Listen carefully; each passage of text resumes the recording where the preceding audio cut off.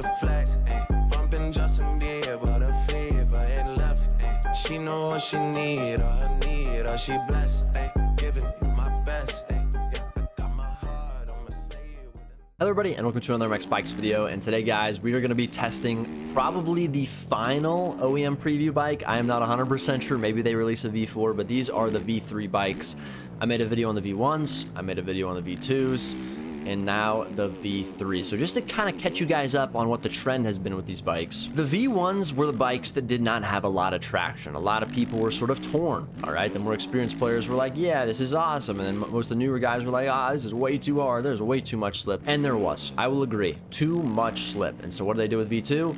They tiled it down a little bit, all right? The V2 had a little bit more grip on it, all right? A little bit more grip. But then they said in the change logs, or they just said to the community, they did not change traction at all. Those tires didn't have more traction, they had more tire bite, is what they said. And I definitely could feel that on the V2s. They'd lose traction, and then they'd grit back up again, all right? And it felt good. You guys saw the two races I did on this track right here in public lobbies on those V2s, where I was cutting down and just having really good racing with my friends. And, you know, we were losing the back end, and it was a challenge, right? But it was very controllable, and it was a ton of fun. But I kind of thought, and so did a couple other people, that those V2s had a little bit too much traction, a little bit too much bite. And so we all hoped with the V3s that they would go in between V1 and V2. And the OEM team is claiming that that's what they've done, all right? That's what they're claiming. And so today we're going to be seeing if we can test that, feel it. Are they right? Are they wrong? Am I getting placeboed? I do not know. We're going to get right into the video, boys. Hit that comment, that like button. Let's get into it. Now, for this video, I might just spend all of it on Supercross. Maybe we'll do a couple laps in motocross after this. The thing with motocross and testing tires is that all the motocross tracks have deep ruts. And so it's kind of like you don't really get to test the tire much because you're always on the top of the tire. Like you're always on the knobbies, because when you're in a rut, you're not really on the side of the tire, you're on the top of it, right? Because you have something that's supporting you. So you can't really test tires too much on those. We already tested the V1s and V2s. I really don't think that the traction on the top of the tire is much different. All right, I need to mention this. The tire setup that they have on these version 3 bikes that I'm testing in this video actually has the same tire setup as the first preview bike. So when I mentioned tire changes or like different feelings of the tire in this video, it's actually coming from other changes that they made that actually doesn't even relate to the tire apparently, which I knew that coming into this video. I knew they didn't change the tire, but the way that the tire feels is different, okay? And I confirm that in this video. I talk about it, and honestly, it confused me more because these tires feel nothing like the version 1 tires. Like they just don't. On this bike, but the sides, the lateral traction, that is what we need to talk about today, and how is it working in these bull corners, okay? Now, the reason I love Anaheim 1 so much when it comes to testing tires is that there's no pre-made ruts, okay? Ruts affect how a tire works a lot. Now, it is important how these tires work in ruts. Again, I don't think it's going to be too much different than V1 and V2. But the difference that I've felt so far, because I've been on these bikes for about an hour today, and I've been testing them, and there's an issue that I'm finding with these bikes, and something that's kind of confused me. It's how they cut down in 180s, all right? So I'm going to be testing that today on 2 different corners specifically, all right? Because there is a 180 on Anaheim 1 here that is a bit more flat. So it's this corner right here at the end of this rhythm section. We're going to be in 2nd gear. We're on a 120 tire, default setup.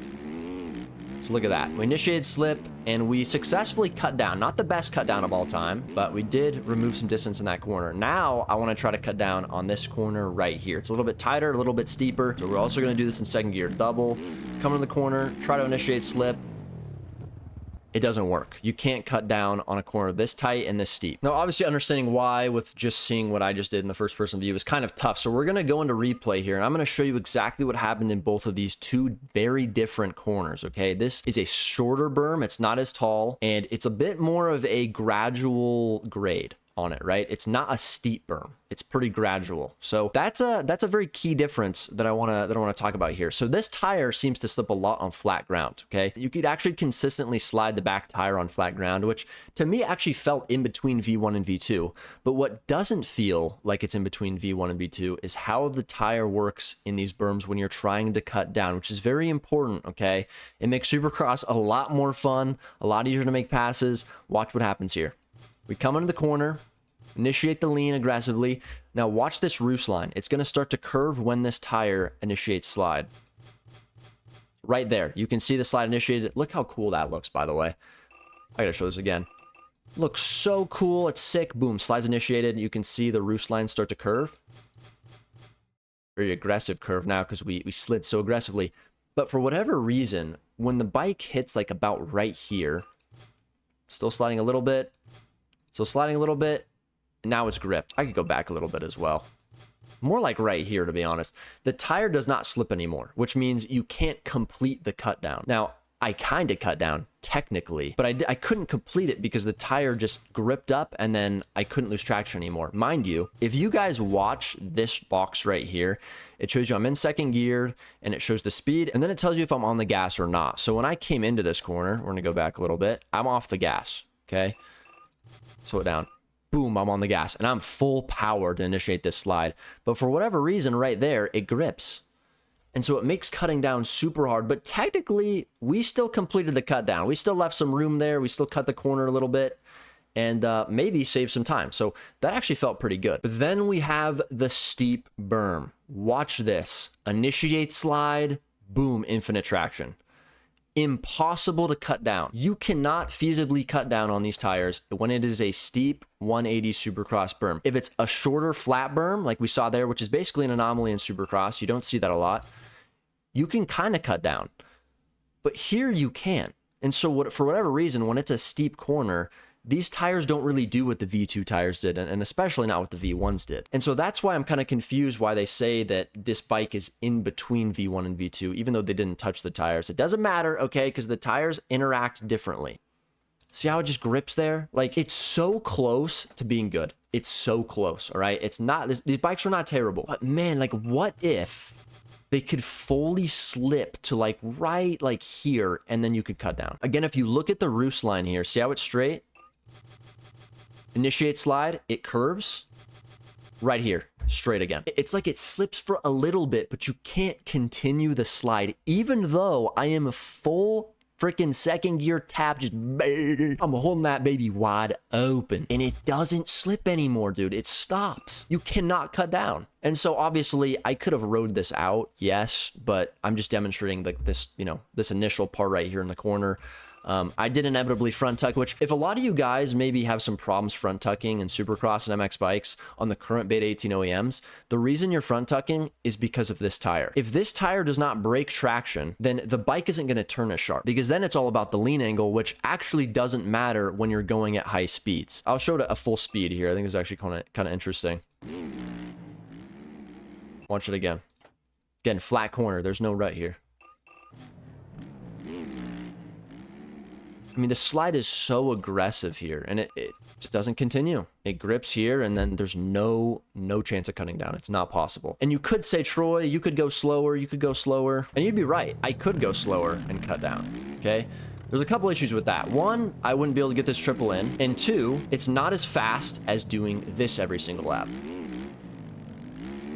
And then you have tons of speed for the whoop section. You know what I'm saying? Or like right here, I'll try to cut down, right? Amazing cut down, right? But it's not the same speed. It's not viable because, again, I'll show you. The tire has so much traction in these corners, you can literally just rail the outside. Because you know, even though it slips initially and it's like, oh, I'm gonna crash, you know it's just gonna grip up again. So that's my only gripe with these bikes. Other than that, I love them. You know, I really did love a lot of aspects about V1 and V2, but I was really hoping that we'd lose some traction in these tires, man. I feel like if they release this right now, it doesn't feel like a big difference from the current Beta 18 bikes that we have. I don't know. I don't think that's very productive. I really don't. So that's my opinion. I think these bikes are very close, though. I don't think they're bad by any means. But, yeah, just a lot more traction than I expected. And the game just, you know, to me, and I know I have 3,500 hours, feels pretty damn easy. The whoops are a lot easier on these bikes. Just everything's easier. Cornering's easier. You don't have to have throttle control anymore. You can just hold it pinned wide open, lean forward every corner. You know nothing's gonna happen. Sometimes you get a little schmeezy. Listen, that's my opinion. You guys obviously should have your own opinions. If you guys can test these bikes, please do. Remember, if you're an OEM supporter, you get all future OEM previews, model swaps, all that stuff for free. So please go test these bikes. Let them know what your opinion is in their Discord. It'll be linked in the description. And yeah, that's my opinion. I have no doubt these bikes work fine in motocross. I do want to show something real quick, though, on flat ground, because they work so good on flat ground, all right? I do want this video to not just be negative. You can see right there, I initiated slip on flat ground and it slid out, which is great. That's what we want, all right? We want a skill gap in this game. We want it to be freaking hard. We want there to be slip. But these freaking 180s, man, you try to initiate the slide and it just doesn't continue sliding.